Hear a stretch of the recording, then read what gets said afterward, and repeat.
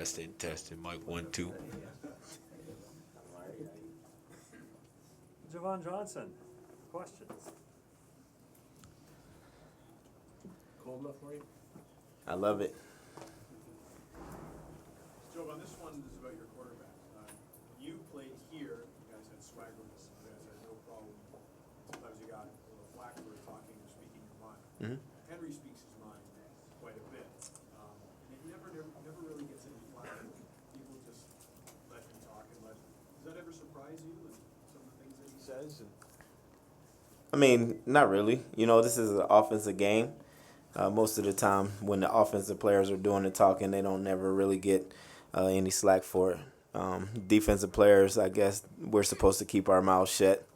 But a guy like me, I'm not about that. So, you know, I get criticized a lot for speaking my mind, but I'm okay with that. Do you think Henry plays better when he's angry, when he talks? I mean, he's just a man that's poised and on a mission, you know, and he speaks his mind. He's going to go out and he's going to compete. It's just a competitor in him. That's just the type of player he is. He's fiery. He plays on an edge, and that's what you need in this league. What's it like coming back here and playing the Grey Cup? It's special, you know. It's a surreal moment, being that I played here for so long, and to have to come back here to play in the Grey Cup, I guess the payback is a bad one. Good memories or bad memories of the Swaggerville days? Oh man, the memories I have from those days were definitely great. You know, we had some great defenses. We played well together. Reminds me a lot of the young guys that I play with now. You know, and it was just a special time in Winnipeg when we were all together. Swaggerville t-shirt? I got a whole bunch of them. How does Swaggerville differ from D-Block? You know what? We were more veteran. I think as a group we had multiple years playing together. D Block is more so a lot of younger guys, first year players that are now second year players, and they gained a year of experience, but they fly around and they play with high intensity. You know, and we all have a different skill set in D Block than we did in Swaggerville. I think we play well off of each other in Swaggerville, but in D Block, each guy has an individual skill set that is special to their style of play, and it's very unique how we play together. You and Odell Willis were both big parts of the Swaggerville team. Do you still keep in touch with him, and what's it like to be facing his team? Oh yeah, me and Odell are still friends. You know, we keep in contact when we do get the opportunity. We're both busy with our teams and doing what we need to do to try to win games. So when we do get the chance to speak, you know, we laugh and talk about a lot of different things. We talk about our time here a lot.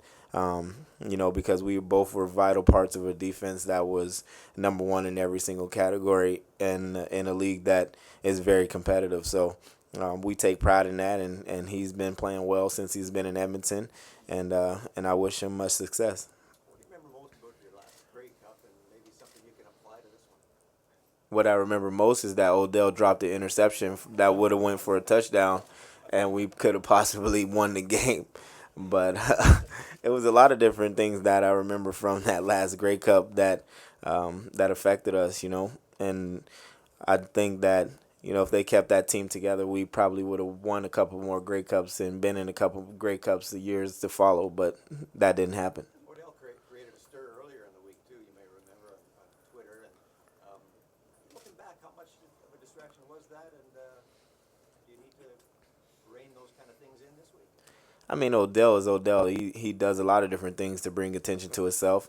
But when you play on a team with him, you expect that from him because that's just the kind of guy that he is. It's nothing personal.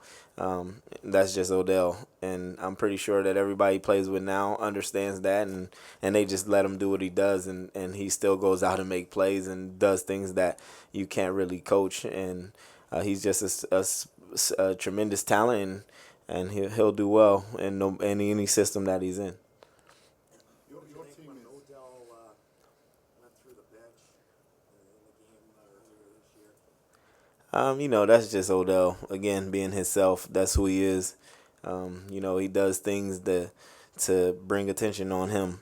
And going through the bench, is something that other teams take personal. When a guy goes down your bench, that's like he's taunting you and trying to, I don't know, show that he's big and bad or whatever. But again, it's just Odell. Your team is listed as the underdog. Do you feel like the underdog going into Sunday? I mean, we're the underdog, so they beat us twice.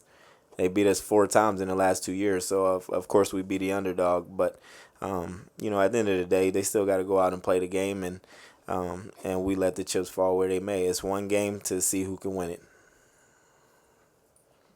You've got a big game here this week, obviously, but do you keep track of how Iowa's doing, watching them this year in their run for the college football playoff? Oh yeah, I called my defensive back coach from Iowa earlier today. They're playing well, and hopefully they can continue to play well. We're gonna beat Nebraska this weekend, that's for sure, and then we'll see what happens in the Big Ten championship.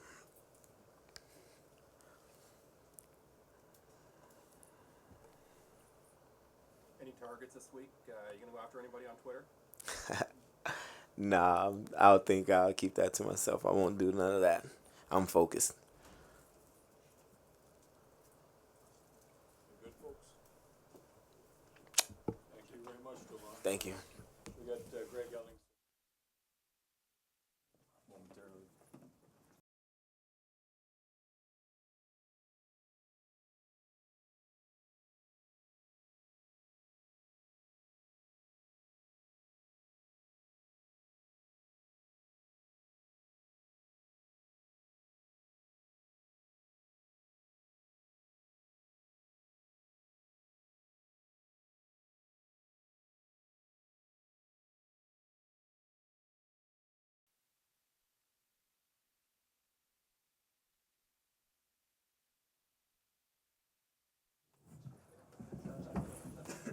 Guys are ready? Questions away. You just said that you kicked a 50-yard field goal at practice like a month ago? Yeah, 50 and a 45 and a 30. Just in case, you have to be ready for everything. How's the field out there, football-wise? It's actually pretty good. Yeah, it's not too slick. It's feels good for It's not too cold right now, so we don't expect it to be too bad. You have to change your... No. We kept the regular cleats on, and we have everything just in case, but it feels pretty good. In comparison to Sask 2 years ago, it's just great conditions. Ask both of you. Henry's up for the MLP tomorrow night. What has he meant to this team, and what have you seen in Henry this year that maybe, and you weren't here a year ago, but what has Henry meant to the Red Blacks this season? I mean, he's doing a phenomenal job. He's led this team. He's at the helm, and even when he's a little nicked up, he's find a way to play and produce for this team, especially in the fourth quarter when we really need to come back, or when we need somebody to distribute the ball to the guys that are open. He's a great job reading, making the check downs when he's hot, and he's a great leader for our team. I think he's done a great job just being accepting of the new offense, and he's been doing it for so long for Coach Moss to come in and give him something totally new, and for him to buy into everything, learn all these new reads, and to do his progressions and still get coached. That tells a lot about his leadership and how bad he wants to win, and it's just about the team. That's just kind of the process, and for him to buy in and for everyone else to buy in, that's huge for us. One thing that see with Henry, I don't mean odd, but after everything he's achieved, and you two have been with him in other places, he still carries a chip on his shoulder. Why do you think that is? I mean, he's a competitor, right? You can't just keep playing and be content with playing for so long, or being the starter for so long. You have to go in and you want to win, and you want to be able to prove people wrong. And if that's the last 3 weeks against Hamilton, where they kind of let him go and have that chip in that way, you have to find reasons to be more competitive if you need to. Yeah, obviously no one likes being released from a team, the situation in Hamilton. But even last year, just kind of coming off that year, you don't want to end or be close to the end of your career and finishing like that. So you always want to try to finish on a high note. And like you said, it's just the competitive nature in him that you always want to be the best. And I think kind of playing with a chip on your shoulder always brings the best out in you. Do you guys feed off that? Because he seems to play a certain way when he's angry, and when he says stuff. Like he does, like certain players might get criticized for something they say in the media, but he'll say something and it seems to be a rallying cry for his teammates. Yeah, I mean, I think he kind of earns the right to do that. He's been around so long. That's kind of a respect thing. But I think we also kind of feel like a lot of us have something to prove as well along with him. So I think collectively, when he starts feeling like that, we kind of relate to it as well. And as a group, then now we feel like we all have something to prove. So it's just we can all relate to that, and that's how we get together. Greg, are people still, when they come up to you, are they still talking to you about the catch on the weekend? And also, you were part of a pretty big comeback in your college days against Toledo. Can you talk, was that kind of the career highlight before that? Yeah, up to now, I would say that's the best highlight of my career. I mean, we were down, I think, 21 points the first half in Toledo, and that was my first championship. We had a bowl victory against Toledo, and yeah, helped sustain a drive down the field to kick the game-winning field goal. So it was a similar feeling, but this is much more massive and meant a lot more, not just for myself, for the team, but even Ottawa as a city. So it's just nice to be part of that, something like that. And like I've said before, this just really doesn't mean as much if we don't win this game this week. Guys, you're competing against some tall, long cornerbacks, defensive backs, and safeties. In your preparation, you prepare for a system, but you also prepare for individuals. Is it different this week as it relates to the system and the individuals? I don't think it changes from week to week, from the beginning of the year to the Grey Cup. If you change your preparation for this one game, that's where you make the mistake. We're gonna prepare like we always have. We're gonna look at the coverages. They're a good defense. They like to drop back and let you get stuff underneath and come down and hit because they are big and physical. But I think as a group we're pretty large too, and we're not scared to get physical with them. Brad? Yeah, I think you kind of hit it right there. We don't change our preparation, especially at this point and this late in the season. But we do still look for weaknesses as we do always, week in and week out, and we try to exploit those. And really, we focus a lot about ourselves and what we can do to get better. And that's just, we feel confident in what we're doing, and like we feel good that we're big physical receivers and we're good with yards after the catch, which is going to be a big thing this week. So. That's just the way the game plan is going to go, and we're prepared for that. Brad, how much quarterback is still in you? And Ooh, very little. and discuss the transformation of going from something you focused your whole life on doing to switching to what you're doing now.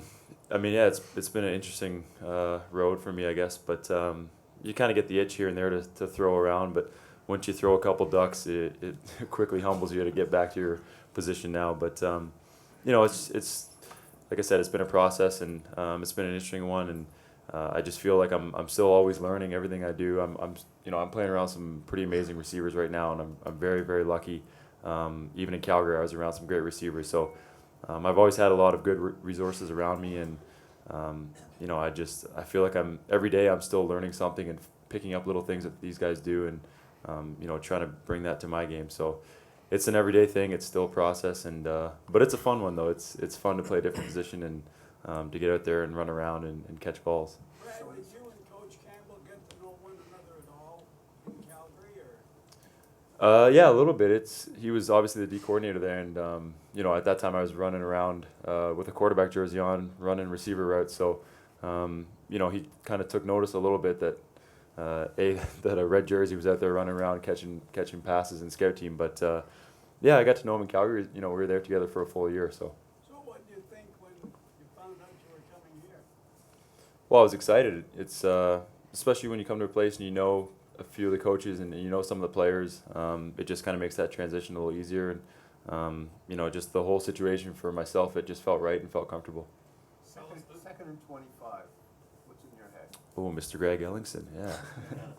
No, that was one of the craziest sporting plays that I've ever been around in my life, and when you rewatch it and you hear some of the calls, we were just talking about AJ's call that he made. It just gives you goosebumps, and to not only experience that with your teammates, that's something that's I'll always remember, but just to experience it for the whole city, and to have people, talking about 2nd and 25, and it's just a really cool thing.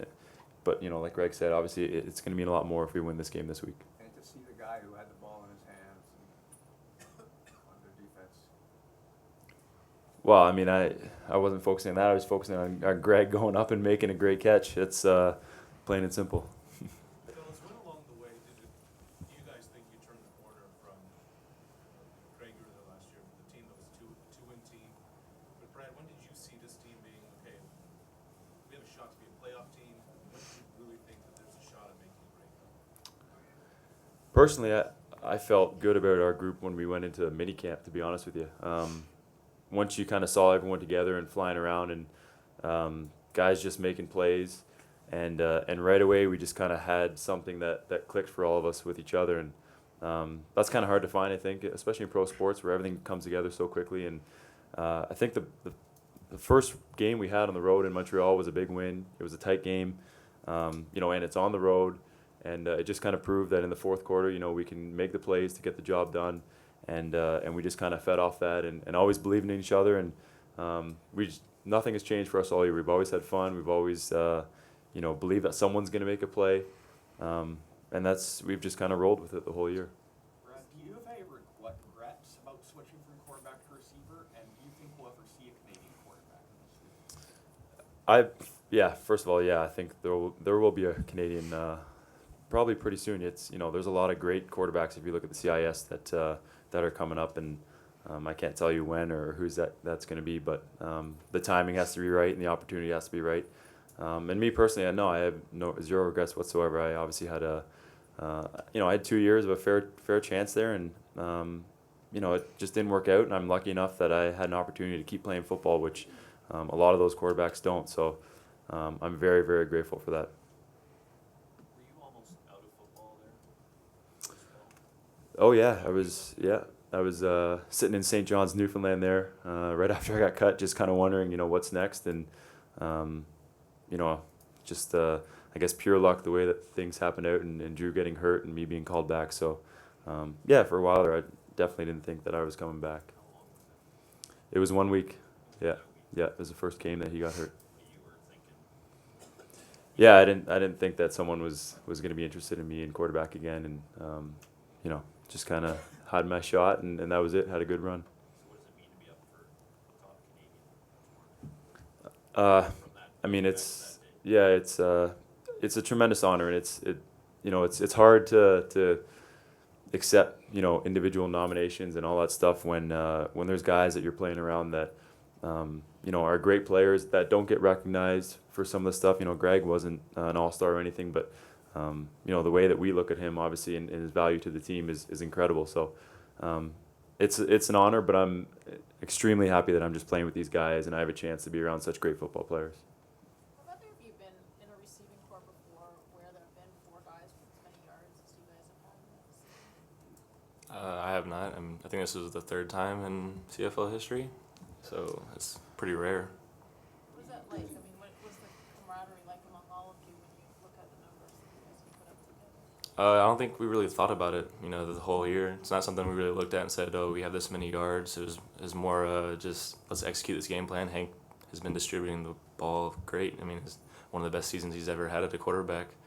And it just kind of happened. At the end of the year, the numbers added up, and you kind of realize, wow, we really have done something special here. Did Don Landry, anyone else has questions after Don?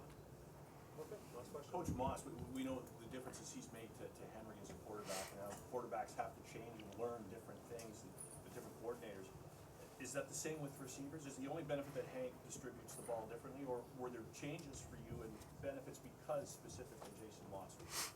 Yeah, well, as everybody knows, I was in Hamilton the past 2 years, and the offense is completely different. And that's when we came into camp. You kind of see the quick hitters, and the getting the ball out of the quarterback's hands and letting him make the reads. It did change a lot, but it's a great offense, and we put up a lot of points, a lot of yards, and just got to do that on Sunday too, and just keep rolling. Yeah, I think the best part about our offense is that it doesn't just focus on one or two guys. Every single person that's on the field is involved, and that was made clear the first day that we got in there. So that's the best part about it. The second best part is that we have guys that are selfless, that want to be in there and understand that the ball is going to be spread around, and it's not just going to be focused on one guy. So just kind of everything came together for us to have the right guys, to be in the right offense. And the quarterback to do it. That's just kind of everything came together for us. Thank you, guys. Thank you. Henry is on his way. Thank you.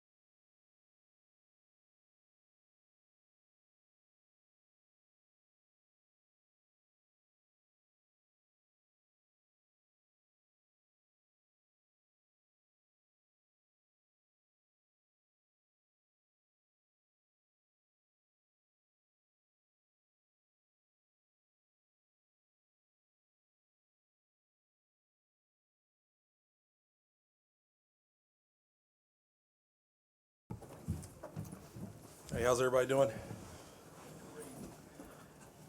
They said you guys are partying here. You guys are quiet. Saving up. I know. Tell me about it. How you been? Old. Come on now. We're all in the same gang. Henry, this is a team that a year ago was 2-16. You were coming off probably what you admit wasn't your best season. There were a lot of skeptics that maybe the Red Blacks aren't going to be so good. Maybe the quarterback is done. Did you pay any attention at all? Or how has the team done what it's done, and how have you done? What you accomplished? Well, I always say that football is not a fast food industry, and the thing is, football is the ultimate team game. And I think when you look at the transformation from last year to this year, it shows you just that example. That one person can't do it all on his own. I mean, you need help. All I can do is make good decisions and throw the football. But on the other end, you need guys to make plays for you. You need the offensive line to block. You need your coaching staff to put the players in position to be successful. And also, you need a great back there to change up the momentum of the game and as far as how things are flowing. So it all goes hand in hand. But throughout it all, I never lost confidence. Of course, I was upset at myself, and of course, I always went back like I do every offseason and self-scouted myself. And I always, I definitely knew there were areas I could get better. But in any case, that's every year for a quarterback because regardless of how much success you have, there's still a lot of plays that I want back. Shoot, the play before the big one last week, I still wish I had that back. But sometimes winning overshadows all the the negative plays that occurred during the course of the season.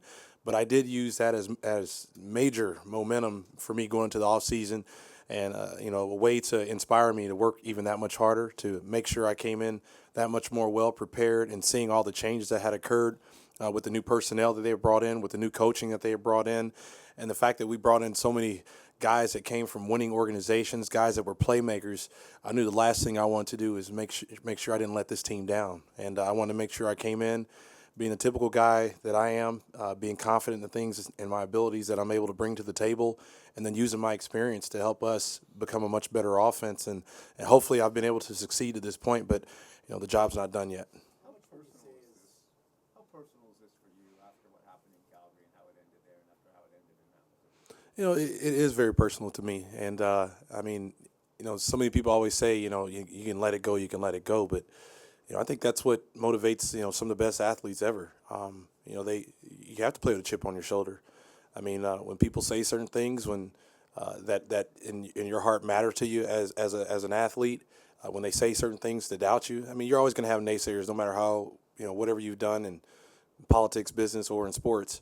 But the thing is, when there are people that matter to you, that have played a role in your life, that say certain things about you, and even in the media too, you guys, hey, we work together.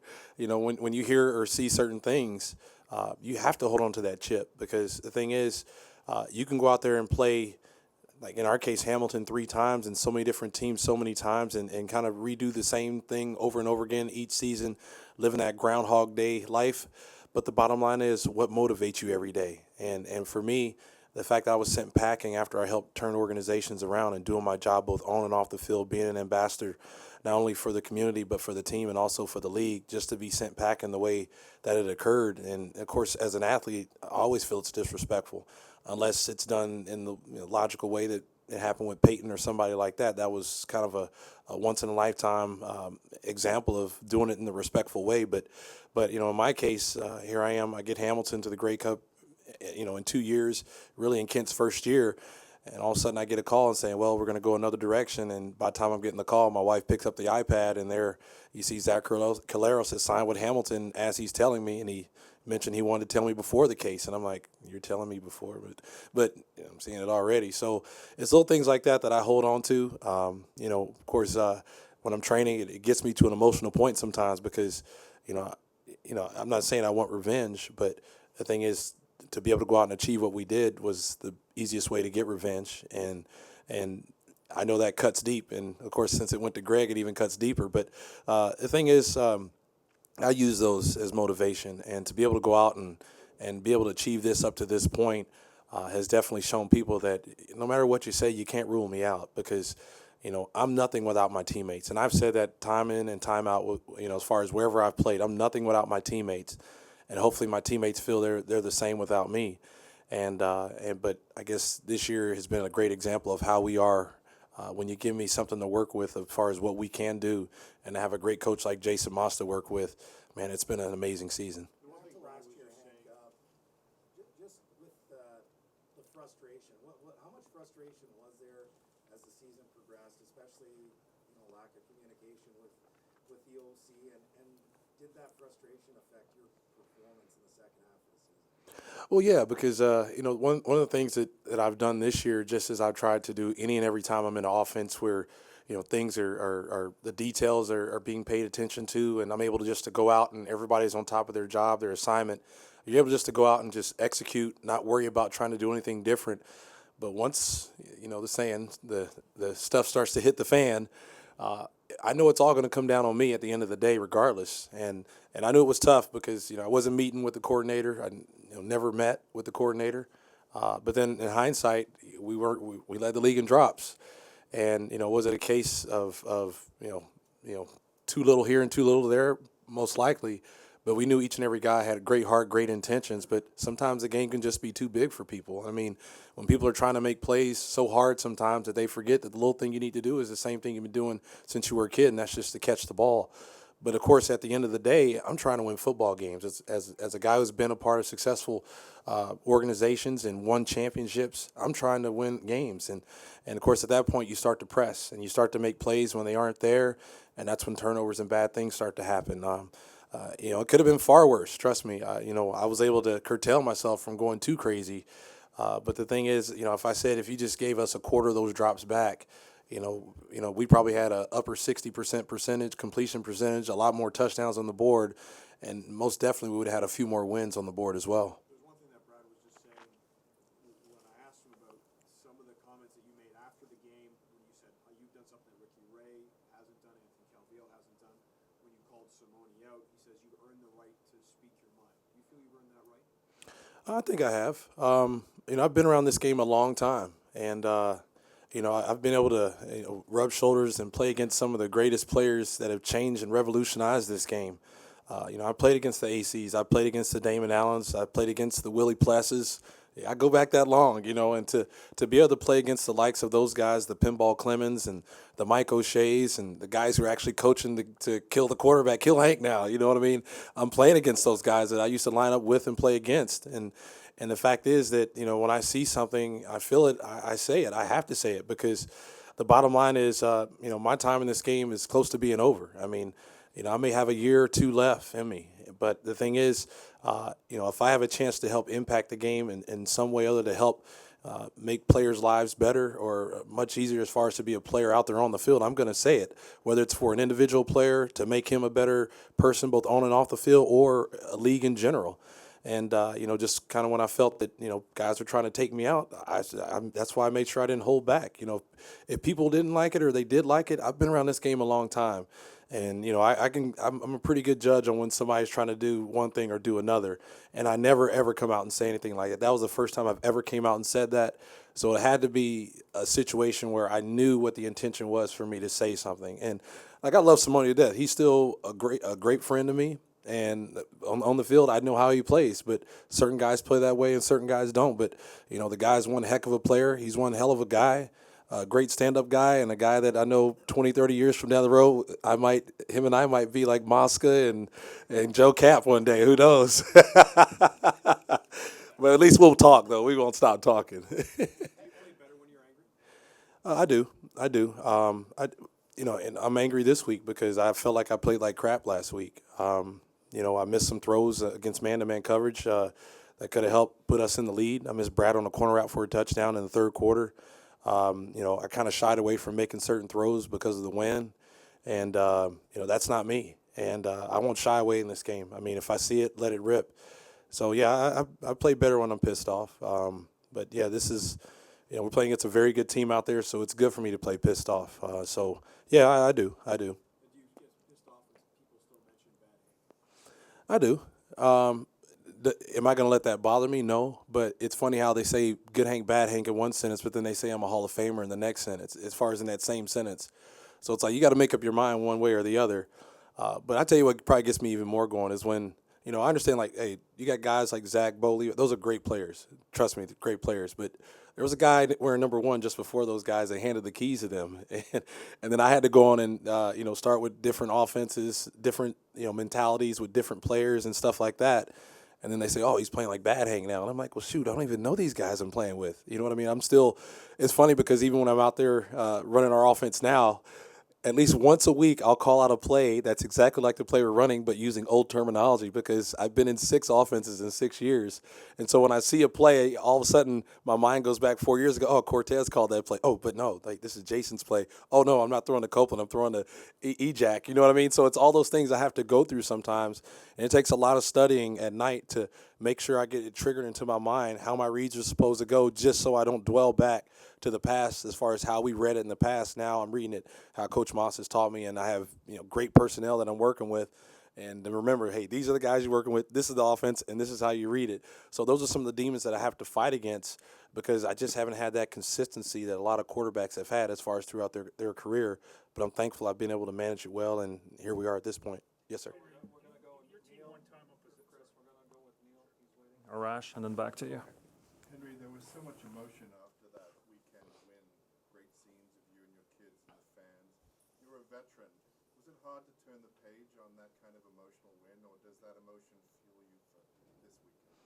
You know what? Probably Monday night is when I finally started to come back to earth because, you know, that was a moment that you know, I'll remember forever because I think for me the one moment, and a lot of people probably don't know about this, is I know that after everything had happened, after the trophy presentation had occurred, and you know, I had my wife Nicole, the 2 boys that were with me, and I set my son down, Barron, because I wanted to get rid of my helmet to one of our equipment guys so he could take it in. But then as I set him down, it's like the crowd started pushing in closer, and I saw my son Barron looked at me and he started crying because he was like, "Oh my goodness, all these big people getting close to me." So I picked him up and I put him up on my shoulder pad, and when I put him up there, my wife Nicole said his eyes got so big because he didn't realize, you know, just how special this moment was. And he saw all these people around us celebrating and having a great time. And his eyes were huge because that was the first time he had experienced something like that. The joy, the jubilation, the excitement, the passion, as far as to what it's about, what it feels like to win a championship. And, I mean, that's all he talks about now is, wow, that was amazing. You know what I mean? So to be able to take that one step further, you know, is what this is all about. And that's the reason why I play because, you know, I want them to be able to attach on to seeing Daddy work hard, getting up every morning at 5 a.m. to go into practice and get home at 5 p.m. And government of Canada says it's a part-time job, though. But anyways, I hope that doesn't mess up my application. I don't need to say this. But you know, hopefully they'll understand the premise of hard work and the reason why when I tell them to do certain things, hopefully they'll be able to understand what I'm saying now because hopefully whatever their dreams and aspirations are, it'll help them get to where they're trying to go in life. Arash? Henry, you're playing at a high level at this age. You're up for MLB. You say you may call it a career in a year or two. Why? Well, I mean, like I said, it's one, when I say a year or two, it's one of those question marks I say because, you know, once you get to this age, you take it year by year, right? I mean, I know I'm definitely coming back next year because the body feels good and I mean, you know, while this thing is still building the way it is, you know, you never want it to stop. It's one of those situations where, you know, and even my wife said it. So many great players. I mean, Damon Allen, a number of different guys I talk to all the time, always tell me, you know, never leave the game too early, because if you leave it too early, you'll only regret the fact that you stepped off the field too early, and you'll be wondering what if. You know, I know from guys like Mike McCoy to many different guys that have told me that same thing, that, you know, play as long as you can. Shoot, those jobs will be there for you forever. And so, yeah, that's I'm gonna continue to go. I'm gonna continue to train my butt off and push myself as hard as I can to try to make myself better each and every season. But, you know, once that body says no and I can't find time to get away from the rush and you know, improvise and to not take big hits, that's when I know once my legs go, it's time for me to go. Henry, your offense one time of possession, is that a premeditated goal going into games or something just happens through your execution? Yeah, it's more through execution because, you know, one of our things that has been able to help us as far as, you know, really keep defenses off balance to help wear them down. number one, along with our no huddle stuff we do a lot of, it's more just taking what they give us because, we got some good athletes outside there that have a lot of good speed. And you see when teams start to come up and play press man, that's when we take our shots. Whenever we get them in man-to-man situations and we're able to get guys locked up in one-on-one situations, that's when we take our shots. But again, when teams are playing soft zone, playing 4 deep, 3 deep, and trying to keep everything in front of them, that's when we'll let our guys just get the ball in their hands and rack it because we've got some of the best yards after catch receivers in this league. I mean, to see how Sinopoli has done such a great job, Chris Williams, Ernest Jackson, it was very visible in that play to Greg, and of course Mo Price. I mean, we have guys, you get the ball in their hands, they can make things happen, and that really puts defenses in a tough position because they're asking themselves, okay, if I try to sit on this route, what if they got a deep play call to Chris Williams, and all of a sudden once Chris gets a step on you, it's home free, and all I have to do is put it up, and he'll run and get it. So, it's kind of that game of chess that we have to play, but it invites defenses to hopefully step up and try to take away our underneath stuff. Keeps me free, keeps me from getting hit, gets the ball in my hand quick, really frustrates the defensive lineman, but in the end, hopefully wears them down, hopefully by the third or fourth quarter. So we got 5 questions lined up, and that's all we're going to take. So we're going to start with Bruce, followed by Steve, Rachel, Andrew, and then Jermaine. And Johnny, you talked about how you wanted Barron, I think, to really understand what you'd done. And that wasn't probably the best experience for him because the way that game went. How much did that matter, and how much does it matter now in terms of him seeing kind of who you are? It's very important to me because out of both my little guys, he's the one who hasn't truly experienced this journey yet because even in Saskatchewan, my family was in Calgary. And, for 3 months, from September on, and my boys didn't get a chance to come out and experience the semifinal, and of course the East Final there in Toronto that year. But, they were there for the Grey Cup, but, they spent time playing hockey and stuff like that with friends in Saskatchewan. So they really didn't get a chance to experience everything that truly happened. But now they've been there with me every day, every step of the way. And, of course, now they're actually on a plane right now flying here to get ready for the awards show tomorrow night. And, just for them to be able to see this now, he's at an age where he can actually remember this. And so, all these things that Daddy tells him day in and day out as far as if you're going to play the sport now, this is how you have to go about it. And trust me, I'm not one of those crazy Ottawa parents that are up there banging on the glass when they're out on the ice playing hockey, but I just hope that they can, take the little seeds of advice that I'm giving them and hopefully use it to make themselves better. But them being able to see what Daddy's doing actually in person and be able to remember it at this point, because it means that much more to me because now when they reflect back on life and remember some of the things that Daddy was able to do, hopefully it'll help them make them better men on the field or whatever they become and do in life, and hopefully it's something that they can pass on to their kids one day as well. 9 and 6. Yes, sir. What's your memory, if any, of the Monday Night Football start? Of which one? Oh, gosh. That one. When I played with Chicago? Oh, my goodness. Flying down the day before the game, and, of course, that week I was playing Brad Johnson because I was the number 2, and I'd taken all the reps as Tampa's quarterback for the scout team. And as we get on that plane, John Shoup comes to me and he says, okay, you're starting. And I'm like, are you kidding me? And of course, all I'm hearing about is Chris Bourbon say, oh, yeah, Tampa's one of the best defenses of all time. And I'm thinking, great. First NFL start. Okay, great. Derek Brooks, oh, he's not that good. Yeah, one of the greatest of all time. But the thing is, I hadn't played all year, really. I had spot duty here and there all year. But, of course, I was excited. So I go in, and just as we do for each and every game, even now, we write down the plays that we feel confident about in every given situation. And I take it to my coach. I'm like, Coach Shoup, here you go. You call these plays, I can execute it. He looks at the paper, and he rips it up, tosses it. He's like, son, you got to be able to execute every play. And I'm like, oh, my God. I can see myself getting tossed over the water, over the boat into the ocean full of sharks and just getting eaten alive because, for me it was tough. It was a tough situation because we had a lot of backup guys playing. I think my number 3 guard was blocking Simeon Rice, who led the NFL in sacks that year. And Simeon Rice, of course, we were playing in Champaign, Illinois, University of Illinois, which is where Simeon Rice played. So he was extra pumped for that game. So I'm thinking, dadgummit, I'm like the sacrificial lamb for this game. Nothing is going my way. So, but for me, it was a great experience and something that I'm glad happened. Because it allowed me to understand how I need to approach the game. Regardless of what the situation is, whether I was a starter or a backup at the time, I need to prepare myself as a starter to be on top of everything, no matter how long it's been since I played. But to have the opportunity to go out there and have that experience is one I'll remember forever. but you know, it wasn't one of my favorite experiences. And every time I see it on TV, them dating back, oh, Henry Burris is the last guy who threw for what, a 15 quarterback rating, and I'm thinking, oh gosh, you know. So I get tired of see those types of things. But again, you know, but I always look back and I'm saying, see, you know, if you'd have given me an opportunity, a true opportunity, like any guy asks for, it's amazing what can happen if you stick with the guy, give him a chance.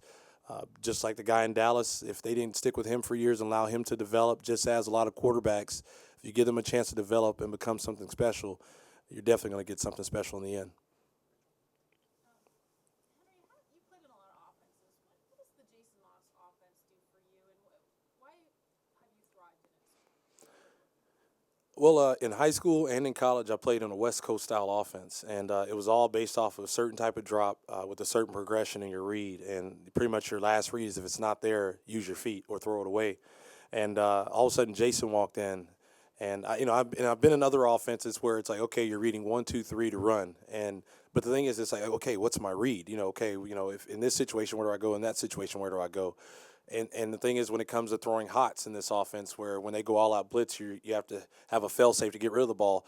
We have them all over the place, because one time it could be our inside slot, the next time it could be our outside receiver running our hot, it could be our boundary slot or outside receiver. So we try to move it around to whoever's, you know, whenever they go all out blitz, who we're getting the ball to, because we watched film, we found out where their weaknesses were when they run certain types of blitzes and where we're going to go with the ball. But in this offense, it's all based on progression. You know, when you drop 3 steps, you're going here, there with the ball. You're resetting here, you're resetting there. Of course, if they give you this throw, then take it. You know what I mean? And then, of course, if they go out blitz, this is your outlet as well. So just to know that whenever you call the play, or the play is relayed into you through that headset, you know exactly what your read is. We rehearse the reads every single day over our entire offense. We go through all 100-something plays, going through the reads each and every day. I do it in my room at night. And so whenever we get out there on game day, it's like I'm a possessed demon out there. I'm out there, and as soon as I hear a play, all I think of is, okay, I got to either or here. If they run this defense, I got to reset here, reset there, and I got my check down. So, you know, it's good that he challenged me during the offseason, and probably one of the hardest and most controversial statements he ever made to me is, I want you to be a robot. But I'm glad he said that to me, because now I understand exactly what he means, because if you just go through the reads the way that he taught me, you can't achieve success. And it's good to see, because, you know, I've seen guys like Anthony Calvillo and Ricky, who played in this offense, have the success that they did. And it's good to see that, you know, the teaching that he gave to me, the challenge that he gave to me to, you know, get rid of all that other past stuff that you learn and just focus in on this and read it the way I teach you to read it. And good things have happened. But why? Like, why would Jason? Did you find a kindred spirit with him, a guy, because he wasn't a quarterback that long ago? Mm-hmm. The perception in Hamilton is that you and Kent just never really got on the same page for whatever reason. Mm-hmm. You got on the same. Obviously, you didn't get on the same page in the first year in Ottawa because of various reasons. But with Jason, why did what did he say to you? What did he say to him to get on the same page and make this work? Well, I think the difference between Jason and Kent was, you know, Jason and I have a level of respect for each other, and we played against each other. And Jason was very recently a guy who played the position. The thing was, we worked together because we both wanted to see each other achieve success. And you know, in Kent's system, he wanted his guys, right? And I wasn't Kent's guy; I was Cortez's guy. So, but again, we helped him get off to a good start, right? I mean, we got things going in the right direction for him. But you know, Jason is all about us building it together. And he said, within this offense, you know, you have experience as well. And he's like, and that's going to help you overcome some things that the young guys may not be able to overcome. And you know, that allows him to be comfortable with giving me some of the reins to make some of the calls on game day. But the thing is, with Jason, is the fact that I knew where his heart was. And I had a mutual respect with him, because just as I do with any other quarterback in this league, you know, despite how well or not well we know each other, there's a mutual respect, because we all go through the same thing. But in the end, I have a guy like Jason who is so adamant and so passionate about coaching this offense, this being his first year, and the great sit down and talk that we had. And I knew that definitely his passion was to see me become successful, to see himself and this team become successful, all of us together achieving success at once. You know, I knew I could, you know, turn over the reins to him as far as, you know, allowing him to teach me. And but again, he's allowed me to have a lot of input as well as far as in the things that I'm seeing. He values my opinion and my experience as well, and I'm very thankful for that because you don't get that in many cases. But to have a guy who gives you an open door policy, and whenever you feel something or see something, I can walk in his room and draw a play up on the board, and he'd be like, "Okay, I like that. All right, we'll insert that now." And I think the first time I did that, it put a smile on my face, and when I went home, I was like a kid in a candy store. So things like that feel good, and it comes full circle at the end of the day, and allows you to build a great working relationship. Andrew and Jermaine, we're pressed for time, so please. Compare yourself now to where you were 5, 10, 15 years ago.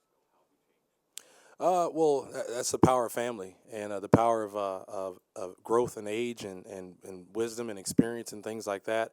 I may not have the same tools physically, but thankfully I'm able to still go out there and mentally the game's been able to slow down for me. I know how to prepare my body now much better than I ever did. I know how to inject the right type of foods, the right type of training in the off season to make sure I'm strong. You know what I mean? And because from each and every year I go in, I want to go out there to be the best in this league, and I want to compete against every quarterback in this league, and that's how I approach it each and every year. Because people always harp on the age thing, but my thing is your body only feels how you treat it. And I treat my body like I was still 25 years old. I still train. I actually started doing gymnastics this off season. And, the key to having a strong core and a strong lower body have led to me having success this year. And I look back at the fact that when I took that hit here from Westerman here in Winnipeg a few weeks back, if I hadn't done that type of training, my season, probably my career would have been over, with a blown out knee. But thankfully I had so much flexibility that only the MCL gave a little bit. So it's doing little things like that, preparing my body to withstand the types of hits now, rather than going out there, this, wide-eyed, bright-eyed, bushy-tailed kid from Oklahoma whose breath smelled like Similac back in the day. Now at least, I understand what it takes to prepare myself to be able to achieve success. And so mentally I'm approaching the game much smarter, much more intelligently, and not just going out there saying I can throw a football through any defense that usually always got picked off for me. But now at least I'm able to take care of it better and make smarter decisions. Jermaine. Mike Riley is known to be a quiet leader, a guy that leads by example. How well do you know him, and how much respect do you have for him as a quarterback and a leader? Travis knows this guy. Thomas DeMarco's told me a lot about Mike Riley, and he's told me some great stories. And I love how Travis and Mike treated Thomas, because we kind of do the same to Thomas. But he's told me nothing but great things about Mike Riley, and just from the kind of the short periods we've had a opportunity to our interactions and such. I mean, a stand-up class guy, a guy that I know I would go to war for. He's one heck of a guy, one heck of an athlete, and he's a warrior out there on the field. And he's one of those guys that if you have him on your team, you have a chance to win regardless of who he's playing with.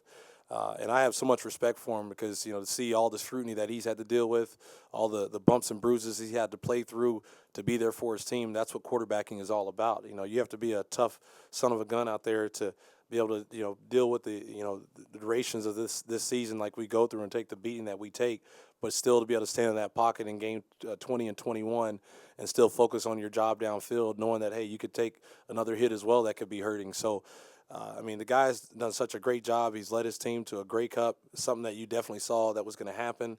And to see him here, it's going to be an honor playing against such a great quarterback and a guy who's going to have one heck of a career to come as far as being part of the future of this league. Thank you, Henry. We're done with the Ottawa availability. Edmonton, as most of you know, they're pushing back their practice and cutting half hour to it. And I think the media shuttle back to the Fort Garry is at 1:30, if I'm not mistaken, so that is in 10 minutes. Thanks, everyone. Thank you, Henry. Appreciate it.